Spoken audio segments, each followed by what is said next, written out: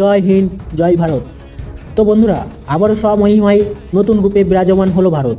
ভারত আবার দেখিয়ে দিল নিজেদের জায়গা, নিজেরা কি করতে পারে। দিন দিন যেভাবে ভারতের প্রধানমন্ত্রী নরেন্দ্র মোদী ভারতবর্ষকে নতুন আত্মনির্ভর পথের দিশা দেখাচ্ছেন, তা আজ সারা বিশ্বে অন্যতম শক্তিশালী দেশ হিসেবে পরিচিতি পাচ্ছে। তো এত কথা বলার পিছনে যে কারণ হলো, তা হলো ভারত নিজেদের মাটিতে যুদ্ধ বিমান তৈরি করছে। খুশির খবর এটাই, প্রধানমন্ত্রী নরেন্দ্র মোদীর জন্যই হয়তো এসব সম্ভব হচ্ছে। তো জানা যাচ্ছে, গুজরাটের ভাদোদরায় টাটা এয়ারক্রাফট কমপ্লেক্সের উদ্বোধন করলেন প্রধানমন্ত্রী নরেন্দ্র মোদী এবং স্পেনের প্রধানমন্ত্রী পেদ্রো সানচেজ। এই সুবিধাটি ভারতের প্রথম ব্যক্তিগতভাবে নির্মিত C-295 বিমান তৈরি করবে। এটি প্রতিরক্ষায় আত্মনির্ভরতা একটি গুরুত্বপূর্ণ পদক্ষেপ চিহ্নিত করছে। স্পেন থেকে 16টি বিমান একত্রিত হবে, বাকি 40টি 2031 সালের মধ্যে ভারতে তৈরি হবে।